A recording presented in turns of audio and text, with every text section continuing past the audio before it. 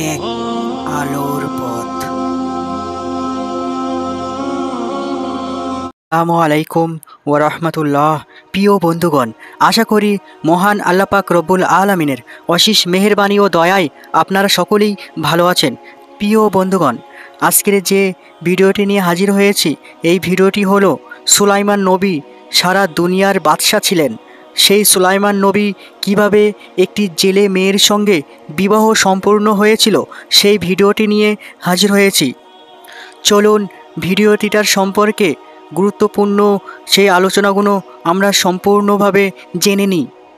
আল্লাহ পাক রব্বুল আলামিন কিভাবে সে ঘটনাটি ঘটিয়েছিল তার বিস্তারিত জানতে আমাদের ভিডিওটি সম্পূর্ণ দেখতে থাকুন। একবার সুলাইমান আলাইহিস সালাম তার রাজ দরবারে দেশের সমস্ত মন্ত্রী পরিষদদের ডেকে একটি জরুরি মিটিং ডাকলেন। তার পাশে ছিল একটি দেহরক্ষী, একটি জিন, আর ছিল তার মন্ত্রী পরিষদ। হঠাৎ করে সুলাইমান আলাইহিস সালাম ঘোষণা করলেন তিনি বিবাহ করতে চান, পাত্রী দেখতে বললেন। তখন আশেপাশে থাকা মন্ত্রী, জ্ঞানী গুণী মানুষ, তার সকলেই তাকে বললেন, হুজুর, আপনি সারা দুনিয়ার বাদশা এবং পয়গম্বর এবং আমাদের দেশের রাষ্ট্রপ্রধান, আপনি তো যেমন তেমন মেয়েকে বিবাহ করবেন না। আপনার জন্য কেমন পাত্রী দেখব, যদি বলে দিতেন তাহলে পাত্রী খুঁজতে আমাদের অনেক সুবিধা হতো। তখন সুলাইমান আলাইহিস সালাম বললেন, আমি যে মেয়ে বিবাহ করব তার 4টি গুণ থাকতে হবে। প্রথমত, মেয়েটি হবে পর্দানশীল এবং দিনদার। দ্বিতীয়ত, মেয়েটি হবে আমানতদার। তৃতীয়ত, মেয়েটি হবে একজন ভালো বংশের। এবং চতুর্থ হলো, মেয়েটি দেখতে অনেক সুন্দর হতে হবে। এরপর পরের দিন থেকে সুলাইমান নবীর রাজকর্মচারীরা গ্রাম পার হয়ে সারা বিশ্বে এই কথা প্রচার করতে লাগলেন। সুলাইমান বাদশাহ বিবাহ করতে চায় এবং যে মেয়েকে বিবাহ করতে চায় সেই মেয়েটাকে 4টে গুণ থাকতে হবে। পরের দিন একজন গরিব জেলে মাছ ধরতে যাচ্ছিল। মাছ ধরে বাজারে বিক্রি করার পরে বাড়িতে ফেরার সময় সুলাইমান নবীর বাদশার সৈন্যরা রাস্তা দিয়ে যাচ্ছে এবং সেখানে অনেক ভিড় জমে আছে। এটা দেখে তখন সেই জেলেও সেখানে গিয়ে দাঁড়িয়ে পড়ল। হঠাৎ করে সুলাইমান নবীর বাদশার সৈন্যরা এখানে আসছে কেন? একদল লোকটাকে বলল, সুলাইমান নবী বাদশাহ বিবাহ করতে চাই এবং যে মেয়েকে বিয়ে করবে সেই মেয়েটাকে 4টে গুণ থাকতে হবে। মেয়েটি হতে হবে পর্দানশীল এবং দিনদার, মেয়েটি আমানতদার হতে হবে, মেয়েটি হতে হবে ভালো বংশের, আর মেয়েটি দেখতে অত্যন্ত সুন্দর হতে হবে। এই কথা শুনে জেলে তখন বাড়ির পথে রওনা দিল। কিছুদূর গিয়ে জেলে মনে মনে দোয়া করতে লাগলো, হে আল্লাহ রব্বুল আলামিন, আমার একটা বাড়ি মেয়ে রয়েছে এবং সে মেয়েটি বিবাহর উপযুক্ত। মেয়েটি আমানতদার, দিনদার এবং খুব সুন্দরী। কখনো কোনো পুরুষকে দেখেনি এবং কোনো পুরুষ তাকে দেখেনি। পৃথিবীর কোনো পুরুষ তো তাকে দেখা তো দূরের কথা, তার কোনো ছায়া পর্যন্ত দেখেনি। সারাদিন রোজা রাখে এবং রাতের বেলা কোরআন তেলাওয়াত করে এবং সারা দিন আল্লাহর ইবাদত করে কাটায়। আমি যদি মেয়েকে সুলাইমান নবীর বাদশার সঙ্গে যদি বিয়ে দিতে পারতাম তাহলে আমার জীবনটা ধন্য হয়ে যেত। আমি হতাম তখন সুলাইমান নবীর বাদশার শ্বশুর, আর সুলাইমান বাদশা হতো আমার জামাই। কাল কিয়ামতের দিনে সুলাইমান আলাইহিস সালামের হাতে হাত ধরে জান্নাতে যেতে পারতাম। হে আল্লাহ, তুমি দয়ার সাগর, তুমি রহমান রহিম, তুমি খালিক, তুমি মালিক। এই দোয়া তুমি কবুল করে নিও। এই দোয়া করার পর অস্ত্রভরা চোখে পানি নিয়ে বাড়ির উদ্দেশ্যে রওনা হলো। বাড়িতে পৌঁছে গিয়ে স্ত্রীকে ডেকে বলল, তুমি কি কোনো কথা শুনেছ? স্ত্রী তখন বলল, কি এমন কথা? আমি তো কিছুই শুনিনি। আর আপনার চোখে এমন জল কেন? তোমার কি হয়েছে? তখন জেলে বলল, আমাদের দেশের বাদশাহ এবং পয়গম্বর সুলাইমান আলাইহিস সালাম বিবাহ করতে চান। তিনি যে মেয়েকে বিবাহ করবে তার ভিতরে 4টে গুণ থাকতে হবে। যে 4টে গুণের কথা বলেছে, আমার মেয়ের 3টি গুণ আছে। মেয়েটি হতে হবে পর্দানশীল, দিনদার এবং আমানতদার। মেয়েটি কি হতে হবে সুন্দরী এবং মেয়েটি হতে হবে অত্যন্ত খুব ভালো বংশের। আমাদের মেয়েটাকে যদি পয়গম্বর সুলাইমান আলাইহিস সালামের সঙ্গে যদি বিবাহ কাজ সম্পূর্ণ করতে পারতাম তাহলে আমাদের জীবনটা ধন্য হয়ে যেত। তখন স্ত্রী বলল, আপনি কি বলতে চাইছেন? এমন কথা আর কখনোই বলবেন না। আমি হলাম জেলের বংশ, ঘর নেই, বাড়ি নেই এবং তিনবেলা খাবার নেই। আর ওইদিকে সুলাইমান আলাইসাল্লাম হলেন বাদশাহ। সুলাইমান আলাইসাল্লামের রাজপ্রাসাদে কোনো কিছুই অভাব নেই। তিনি হলেন অনেক ধনী আর আমরা হলাম অনেক গরিব মানুষ। এটা কিভাবে সম্ভব? এমন কথা আর কখনোই বলবেন না। সুলাইমান আলাইসাল্লামের বাচ্চারা যদি জানতে পারে আমাদের অনেক বিপদ হতে পারে। আমাদের এই ধরনের স্বপ্ন না দেখাটাই ভালো। এবং সেই জেলে মনের ব্যথা মনে নিয়ে মাছ ধরার উদ্দেশ্যে রওনা হয়ে গেলেন। এদিকে তখন পরেক্ষণেই মেয়েটা বার হয়ে বলল, আব্বাজান, আপনি কোথায় যাচ্ছেন? কোনোদিন তো এমনভাবে যেতে দেখেনি। তখন সেই জেলে বাবা কোনো প্রশ্ন উত্তর না দিয়েই সেখান থেকে চলে গেলেন। এরপর মায়ের কাছে এসে বললেন, তখন মেয়েকে মা তখন বলল, শুনেছি সুলাইমান বাদশাহ বিবাহ করবে। যে মেয়েকে বিয়ে করবে সে মেয়েটার 4টে গুণ থাকতে হবে, আর সবগুলি গুণ তোমার মধ্যে আছে। শুধু আমরা গরিব এবং জেলে হওয়ার কারণে বিবাহ দিতে পারলাম না। তখন মেয়েটি বলল, আম্মাজান, আমার যদি চরিত্রবান, আমানতদার ও দিনদার আল্লাহওয়ালা সুলাইমান আলাইসাল্লামের পয়গম্বরের সঙ্গে যদি আমার বিবাহ হয় তাহলে আমার নারী জীবন সার্থক হয়ে যাবে। অতঃপর মা তাকে তখন জোরে একটা চড় মারল এবং তাকে বলল, খবরদার, এমন কথা আর কখনোই যেন না শুনি। বাদশাহ সুলাইমান যদি জানতে পারে তাহলে আমাদের আর আস্থ রাখবে না। আমাদের পক্ষে এমন স্বপ্ন কখনোই দেখা সম্ভব নয়। তিনি কোথায় আর আমরা কোথায়? তিনি হলেন সারা দুনিয়ার বাদশাহ আর আমরা হলাম জেলে।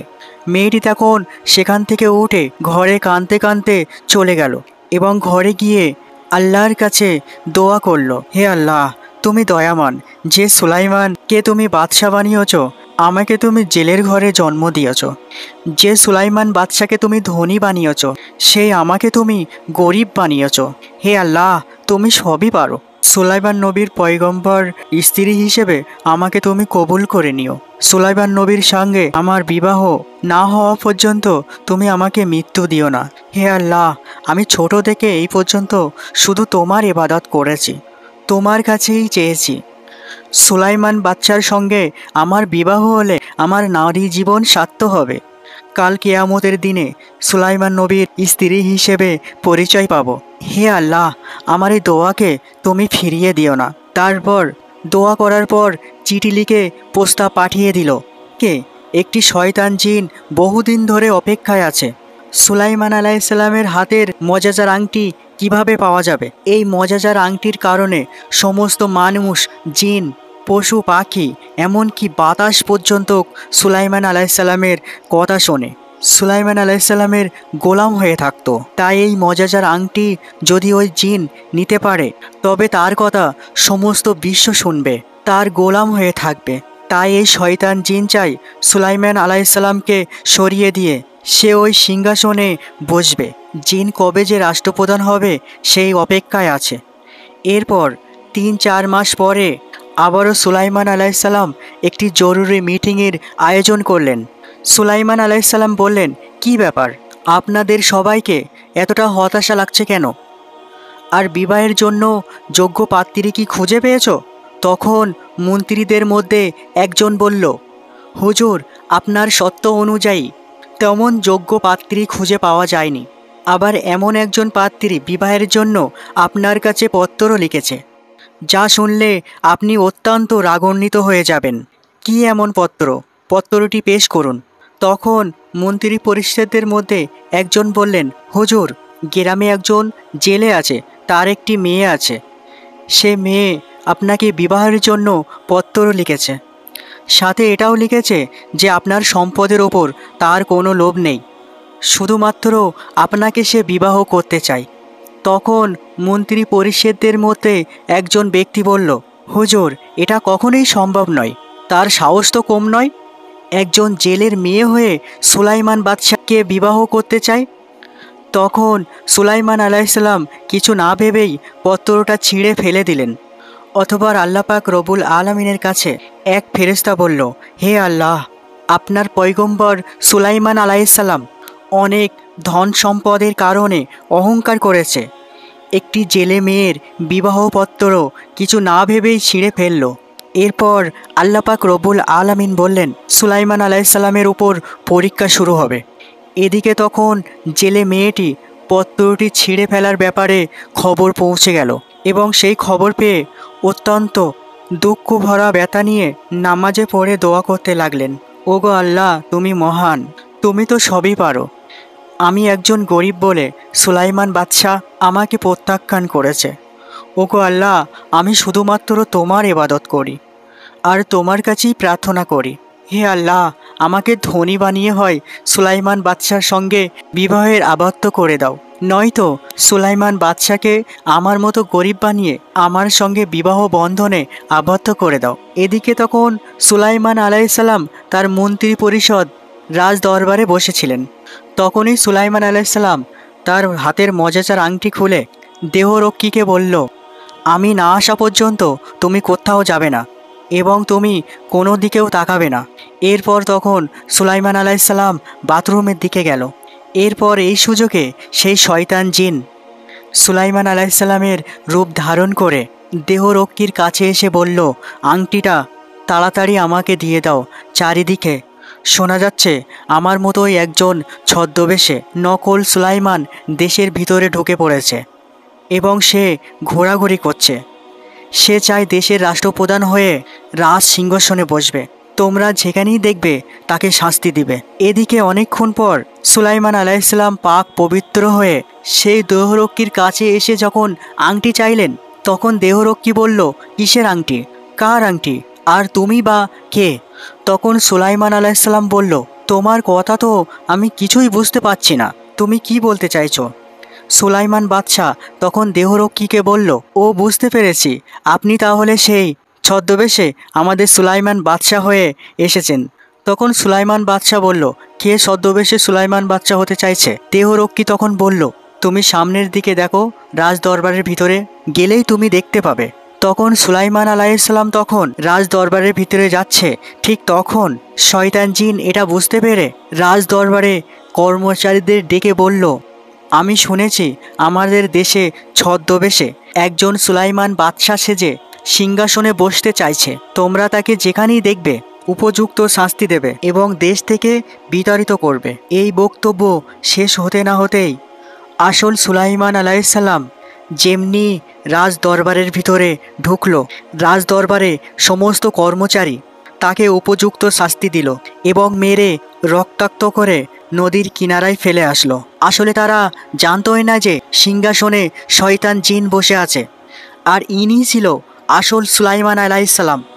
এই জন্য তারা এই বিষয়টি আর বুঝতে চাইল না। এরপর সন্ধ্যার বেশ কাছাকাছি সময় জেলে মাছ ধরার পথে দেখল কি যেন নদীর কিনারায় পড়ে আছে। দেখতে পেয়ে তার কাছে গিয়ে দেখল একটা সুন্দর চেহারার মানুষ, যেন তার গোটা শরীর থেকে নূরের জ্যোতি বার হচ্ছে, কিন্তু তাকে এত পরিমাণ মেরেছে সারা শরীর থেকে রক্ত বার হচ্ছে। এমনটা দেখে জেলে নদী থেকে কিছু পানি নিয়ে এসে তার মাথা ও মুখে পরিষ্কার করে ধুয়ে দিল। কিছুক্ষণ পরেই সুলাইমান আলাইহিসসালামের জ্ঞান ফিরল। এরপর জেলে বলল, বাবা তুমি কে? তোমাকে আমি চিনলাম না। তোমার বাড়ি কোথায়? কে এমন তোমাকে এত মেরেছে, এমনভাবে মেরে রক্তাক্ত করে এখানে ফেলে গিয়েছে? তখন সুলাইমান আলাইহিসসালাম মনে মনে ভাবল, এখন যদি আমি বলি আমি সুলাইমান বাদশাহ, তাহলে আমাকে বিশ্বাস করবে না। তিনি হয়তো বলবেন, সুলাইমান বাদশাহ তো রাজ দরবারে বসে আছে, আমাকে মিথ্যাবাদী মনে করবে। তখন তিনি আর কিছু বললেন না, শুধু বললেন, আমার মাথাতে প্রচণ্ড আঘাত পেয়েছি, আমি কিছুই বলতে পারছি না। তখন জেলে সুলাইমান বাদশাকে সঙ্গে করে তার বাড়িতে নিয়ে গেল। পরের দিন সুলাইমান আলাইহিসসালাম একটু সুস্থ হলেন। এদিকে জেলে ভাবল, মাছ ধরার জন্য একজন কর্মচারী প্রয়োজন। তাই সে সুলাইমান বাদশার কাছে এসে বলল, বাবা তুমি এখন কোথায় যাবে? বাদশাহ তখন কিছু বলল না। তিনি কোথায় যাবেন তা কিছুই বুঝতে পারছে না। সুলাইমান বাদশাহ তখন চুপচাপ রইল। তখন জেলে আবারও বলল, বাবা এই কয়েকদিন ধরে দেখছি আমার জালেতে প্রচুর মাছ ধরা পড়ছে, আমার একজন কর্মচারী প্রয়োজন। বাবা তোমার যদি কোনো সমস্যা না থাকে তাহলে আমার সঙ্গে মাছ ধরার কাজে তুমি একটু সাহায্য করতে পারো, আমি তোমার বেতন দিয়ে দেব, প্রতি মাসে 200 দিরহাম পাবে। এরপরে জেলে সেখান থেকে চলে গেল। তখন সুলাইমান আলাইহিসসালাম আল্লাহর কাছে দোয়া করে বলল, হে আল্লাহ, আমি জানি না আমি কি পাপ করেছি। ছিলাম বাদশাহ, আর এখন আমি কি অবস্থায় আছি। আমি যদি কোনো পাপ করে থাকি তাহলে দুনিয়াতেই আমাকে ক্ষমা করো, কাল কিয়ামতের দিনে আমাকে পাপী করিও না। কিছুক্ষণ পর সুলাইমান বাদশাহ জেলের কাছে গিয়ে মাছ ধরতে গেল। যখন সে রাস্তা দিয়ে যাচ্ছিল, বেশ কিছু লোক চিন্তিত অবস্থায় ছিল এবং অনেক পেরেশানি অবস্থায় দাঁড়িয়ে আছে, এবং তাদেরকে বলল, ভাই, তোমরা এমনভাবে এত চিন্তিত অবস্থায় দাঁড়িয়ে আছো কেন?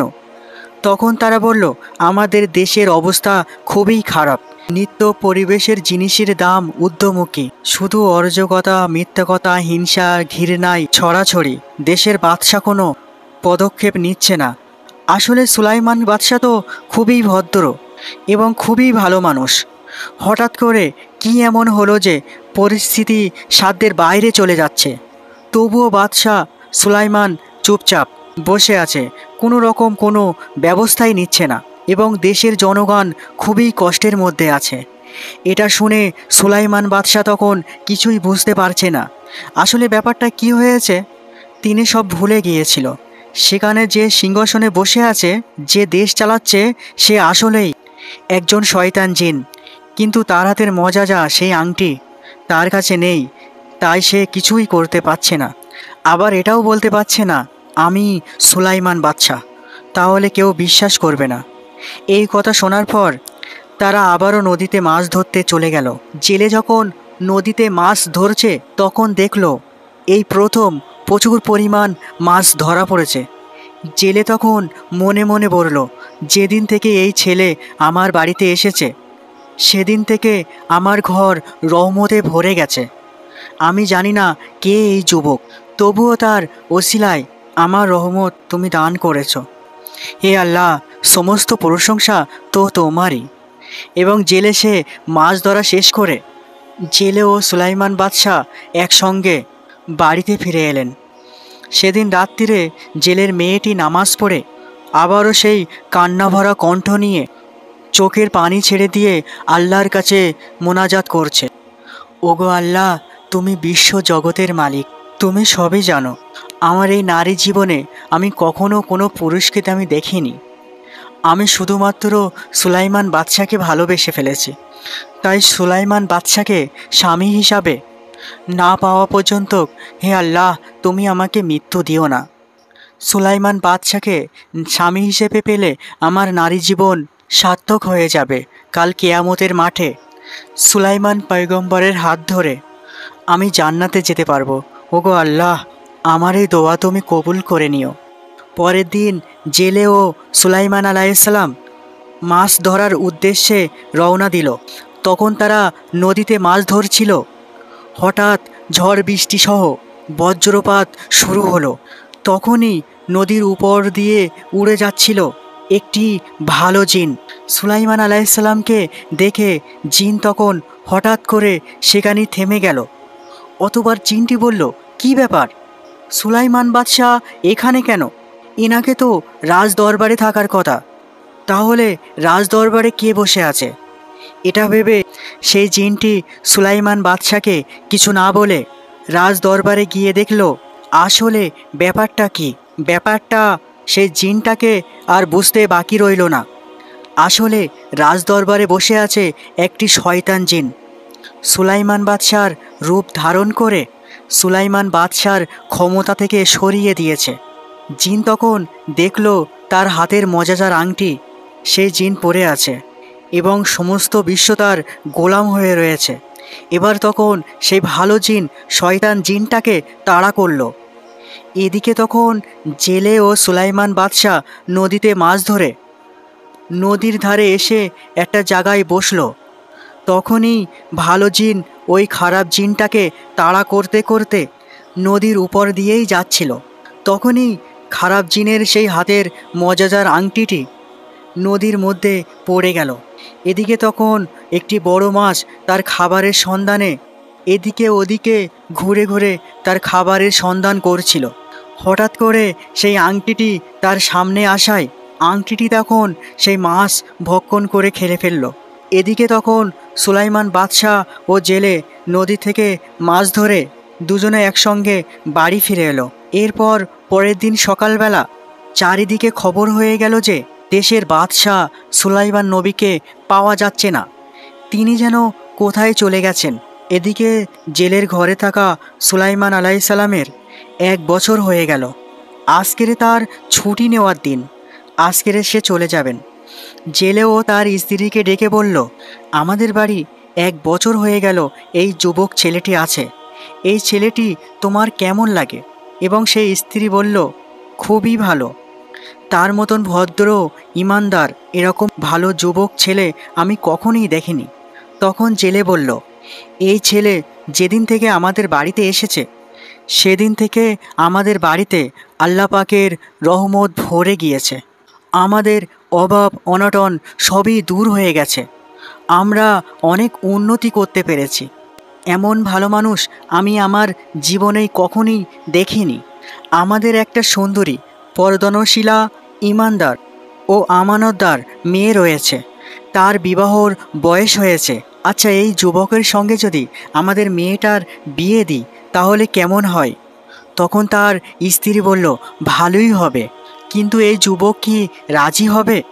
এরপর জেলে সুলাইমান আলাইসাল্লামের কাছে গিয়ে বলল, আচ্ছা বাবা, আমি তোমাকে কিছু কথা বলবো, তুমি কি শুনতে রাজি আছো? তখন সুলাইমান আলাইসাল্লাম বলল, কি এমন কথা বলুন? জেলে বলল, আচ্ছা বলো তো আমাদের বাড়িতে কতজন আছে? সুলাইমান আলাইসাল্লাম তখন বলল, 3 জন, আপনি, আমি আর আপনার স্ত্রী। তখন সে জেলে বলল, না, আমরা মোট 4 জন আছি। তুমি কি কখনো এটা জানো? সুলাইমান আলাইসাল্লাম তখন বলল, কি বলছো? আমি তো জানি 3 জন, তাহলে আর একজন কে সে? জেলে তখন বলল, আমার একজন মেয়ে রয়েছে, তুমি কি কখনো তাকে দেখেছো? সুলাইমান আলাইসাল্লাম তখন বলল, না, আমি কখনোই তো দেখিনি, আমি তো তার দেখা তো দূরের কথা, আমি তার ছায়া পর্যন্ত কখনো টের পাইনি। এরপর জেলে বলল, বাবা, আমার একটি মেয়ে রয়েছে, সে খুবই পর্দানশীল ও ইমানদার ও আমানতদার, জীবনে কখনো কোনো পুরুষকেই দেখেনি এবং তাকেও কখনো কেউ দেখেনি। সারাদিন সে রোজা রাখে এবং রাতের বেলায় আল্লাহর ইবাদত করে। আমি যদি তোমার সঙ্গে তার বিবাহর আবদ্ধই করি, বাবা, তুমি কি রাজি হবে? সুলাইমান আলাইসাল্লাম তখন মনে মনে বলল, ওগো আল্লাহ, আমাকে এ কেমন পরীক্ষায় ফেললেন? আমি ছিলাম বাদশাহ আর এখন আমার কেমন অবস্থায় ফেললে? জানি না আমি কি এমন অপরাধ করেছি।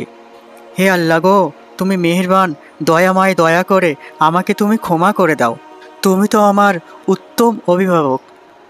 তখন সুলাইমান আলাইসাল্লাম ভাবল, দেশের যা অবস্থা, আমার তো এখন কিছুই করার নেই, বিয়ে তো একটা করাই লাগবে।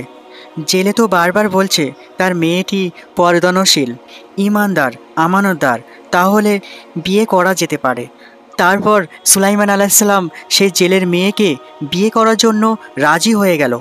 তারপর জেলে বিবাহের জামা কাপড় কেনাকাটার জন্য জেলে তখন 100 দিরহাম দিয়ে বলল, বাবা যাও, বাজার থেকে সমস্ত জিনিসপত্র কিনে আনো।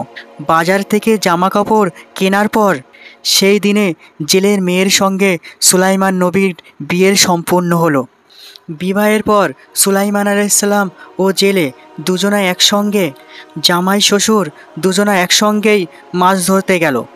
এরপর নদীর মধ্যে যে মাছটি সুলাইমান আলাইসাল্লামের হাতের মজাদার আংটিটি খেয়ে ফেলার কারণে সমুদ্রের সমস্ত ছোট বড় প্রাণী তার গোলাম হয়ে গেছে, সে যেদিকে যায় সবাই তখন সেদিকেই যায়। এই বড় মাছ বুঝতে পারছে না আসলে কোন কারণে সবাই তার পিছনে দৌড়চ্ছে। সুলাইমান আলাইসাল্লাম ও জেলে যখন মাছ ধরার জন্য জাল ফেললো, তখনই ওই আংটিটি খেয়ে ফেলা মাছটি সহ সমস্ত সমুদ্রের মাছগুলো সেই জেলের জালে উঠল এবং সেই জেলে মনে মনে বলল, হে আল্লাহ, এই যুবক যেদিন থেকে আমার বাড়িতে এসেছে সেদিন থেকে আমার ঘর রহমতে ভরে গেছে, আর আজকেরে আমার জামাই হওয়ার ওসিলায় আল্লাহ পাক তুমি আমাকে এত রহমত দান করেছো। হে আল্লাহ, এই যুবককে আমার জীবনে এত মাছ আমি কখনোই ধরতে পারিনি। হে আল্লাহ, সমস্ত প্রশংসা তো তোমারই। তখন জেলে সমস্ত মাছগুলো ধরে বাজারে বিক্রি করে দিল। শুধুমাত্র যে মাছটি সুলাইমান আলাইসাল্লামের হাতের মজাদার আংটিটি খেয়ে ফেলেছিল, ওই মাছটি অতিরিক্ত বড় হওয়ার কারণে জেলে তার জামাইকে খাওয়াবে বলে তার বাড়িতে নিয়ে এলেন। কিন্তু কেউ তো জানে না আসলে ব্যাপারটা কি। আসলে ওই মাছের পেটে সুলাইমান আলাইসাল্লামের হাতের মজাদার আংটিটি রয়েছে। বাড়ি এসে জেলে তার মেয়েকে ডেকে বলল, মা, এই মাছটি খুব সুন্দর করে ভালো করে বেছে পরিষ্কার করে রান্না করো। যেহেতু আজকের বিবাহ তোমাদের সম্পূর্ণ হয়েছে, তাই তুমি নিজের হাতে রান্না করে জামাইকে খাওয়াবে। এই বলে সে জেলে মেয়ের বাবা সেখান থেকে চলে গেল। জেলের মেয়ে তখন মাছটাকে নিয়ে মাছ কাটতে গিয়ে দেখলো মাছের পেটের ভিতরে একটি আংটি রয়েছে। আংটিটি সম্পূর্ণ অন্য রকম দেখাচ্ছে, যা সাধারণ কোনো আংটি নয়। জেলের মেয়ে তখন ভাবল, আমি গরিব জেলের মেয়ে, আজকের আমার বিবাহর প্রথম দিন, স্বামীকে উপহার দেওয়ার মতো আমার কাছে কিছুই নেই। যেহেতু এই আংটিটি পেয়েছি, আংটিটি তার স্বামীকে দেবে বলে তার নিজের কাছেই রেখে দিল। এদিকে তখন সেই ভালো জেন সুলাইমান আলাইসাল্লামকে খোঁজার জন্য এদিকে ওদিকে খুঁজতে লাগলো, কিন্তু কোথাও খুঁজে পাওয়া যাচ্ছে না। আসলে সে বুঝতে পেরেছে এই আংটি অন্য জনার কাছে থাকার কারণে সুলাইমান আলাইসাল্লাম তার সমস্ত মজেজা হারিয়ে ফেলেছে এবং সবই কিছু ভুলে গেছে। এদিকে দেশের সমস্ত জনগণ, কর্মচারী সব এই খবর জেনে গেছে। আসলে এতদিন চেয়ারে যে বাদশাহ সেজে রাজ দরবারে বসেছিল, সে শয়তান জেন ছিল। তারপর সুলাইমান আলাইসাল্লামকে পাওয়ার জন্য সবাই তখন ব্যাকুল হয়ে পড়ল। এরপর সুলাইমান আলাইসাল্লাম ঘরে প্রবেশ করে সালাম দিয়ে তার স্ত্রীকে বলল, আজ থেকে আমরা দুজনেই স্বামী স্ত্রী। আমরা কখনোই কাউকে দেখিনি এবং আমরা দুজন দুজনকে চিনিও না। আমরা দুজনই বিবাহ বন্ধনে আবদ্ধ হয়েছি। কিন্তু আমার কিছু প্রশ্ন আছে, তুমি কি আমার প্রশ্নের উত্তর দেবে? তখন সেই জেলের মেয়েটি বলল, আপনি আমার স্বামী, আমার সেবা করাই আমার একমাত্রই কাজ ও কর্তব্য। অবশ্যই অবশ্যই আপনার প্রশ্নের উত্তর দেব। সুলাইমান আলাইসাল্লাম তখন বললেন, আচ্ছা বলো তো, তুমি কি কখনো কারোর সঙ্গে প্রেম করেছো? তখন মেয়েটি বলল, না, আমি কখনো কারোর সঙ্গে প্রেম করিনি। তবে আমার একটা পুরাতন স্মৃতি আছে, যেটা বলে আমি আর দুঃখ পেতে চাই না। সুলাইমান আলাইসাল্লাম তখন বললেন, কি এমন স্মৃতি আমার সঙ্গে বলো। তখন মেয়েটি বলল, না, সেই স্মৃতি মনে করে আমি আর দুঃখ পেতে চাই না। আমার বাবা মা আপনার সঙ্গে বিবাহ দিয়েছে, তাই আপনি তো আমার স্বামী। সুলাইমান আলাইসাল্লাম তখন বলল, তুমি সেই স্মৃতির কথা বলো, আমি কথা দিচ্ছি আমি তোমার কথার মূল্য দেব, আমি তোমার আমানতের খেয়ানত করব না। তখন সেই মেয়েটি বলল, তাহলে শোনো, আজ থেকে বহুদিন আগের কথা, আমি একজনকে না দেখে ভালোবেসে ফেলেছিলাম। তাকে আমি কখনোই দেখিনি। আর আমি সারাদিন রোজা রাখি আর রাতের বেলা ইবাদত করি, নামাজ পড়ে আল্লাহর কাছে দুহাত তুলে আমার স্বামী হিসাবে পাই। আমি আল্লাহর কাছে দোয়া করেছিলাম, আল্লাহ গো, হয় আমাকে ধনী বানিয়ে তার সঙ্গে বিবাহ করিয়ে দাও, আর নয়তো তাকে আমার মতো গরিব বানিয়ে তাকে আমার কাছে এনে বিবাহ বন্ধনে আবদ্ধ করে দাও। এরপর সুলাইমান আলাইসাল্লাম তখন বললেন, কে সে ব্যক্তি? তখন মেয়েটি বলল, তার ধনসম্পদের কোনো অভাব ছিল না, রাজপ্রাসাদের কোনো অভাব নেই। আমি তার অনেক সম্পদ দেখে আমি তাকে ভালোবাসিনি। তিনি যে 4টি সত্য দিয়েছিলেন, তার মধ্যে 3টি সত্য আমার মধ্যে ছিল। শুধুমাত্র জেলে মেয়ে হওয়ার কারণে, আমি গরিব হওয়ার কারণে আমার পত্তরটি সে ছিঁড়ে ফেলেছিল। তখন সুলাইমান আলাইসাল্লাম বললেন, সে যুবকটি কে? মেয়েটি বলল, তিনি হলেন সমস্ত পৃথিবীর বাদশাহ, দাউদ পুত্র সুলাইমান আলাইসাল্লাম। তার কথা ভেবে আমি পুরাতন স্মৃতির কথা মনে করতে চাই না। আমি আর কষ্ট ও ব্যথা পেতে চাই না। আপনি হলেন আমার সুলাইমান। এই কথা বলেই মেয়েটি সেই মজাদার আংটি সুলাইমান আলাইসাল্লামের হাতে পরিয়ে দিল। এরপর সাথে সাথে সুলাইমান আলাইসাল্লাম হাতে পরা মাত্রই তার সমস্ত মজেজা ফিরে পেল। সাথে সাথে তিনি সমস্ত ঘটনাগুলি পুরো চোখের সামনে মনে পড়তে লাগলো। তখন তিনি বুঝতে পেরেছিলেন বহুদিন আগে একটি জেলের মেয়ে তার কাছে বিবাহর জন্য একটি পত্র লিখেছিল। আসলে সেই মেয়ে ভুলবশত শুধু সামান্য অহংকারে কারণে পত্রটি ছিঁড়ে ফেলেছিল। তিনি তখন নিজের ভুল বুঝতে পেরে সুলাইমান আলাইসাল্লাম নত হয়ে সেজদায় পড়ে আল্লাহর কাছে দোয়া করে বলল, ওগো আল্লাহ, তুমি আমার ক্ষমা করো, আমি ভুল করে ফেলেছি। তুমি মহান, তুমি সবই পারো। তুমি এই মেয়েটির দোয়া কবুল করে নিয়েছ। আমাকে বাদশা থেকে ফকির বানিয়ে স্বামী হিসাবে কবুল করে নিয়েছ। ওগো আল্লাহ, আমি না জেনে ভুল করার কারণে আমার এই পরিস্থিতি হয়েছে। আল্লাহ গো, আমি কত ভুল করেছি আমি জানি না। হে আল্লাহ, দয়া করে মেহেরবানি করে তুমি আমাকে ক্ষমা করো আল্লাহ। প্রিয় দিনী ভাই ও বোনেরা, আজকের এই ভিডিওটি এই পর্যন্ত। ভিডিওটি আপনাদের কেমন লাগলো অবশ্যই আপনারা কমেন্টের মাধ্যমে জানাবেন। যদি একটুও আপনাদের ভালো লেগে থাকে তাহলে একটি লাইক দিয়ে শেয়ার করে আপনাদের বন্ধুদের মধ্যে ছড়িয়ে দিবেন। আর অবশ্যই আপনারা আমার এই চ্যানেলটি সাবস্ক্রাইব করে আমাদের পাশেই থাকবেন। আমাদের প্রত্যেকটি ভিডিওটি সবার আগে পেতে বেল আইকনটি প্রেস করে দিবেন। আগামী ভিডিওগুলি দেখার আমন্ত্রণ জানিয়ে এখানেই বিদায় নিচ্ছি। আসসালামু আলাইকুম ওয়া রাহমাতুল্লাহি ওয়া বারাকাতুহু।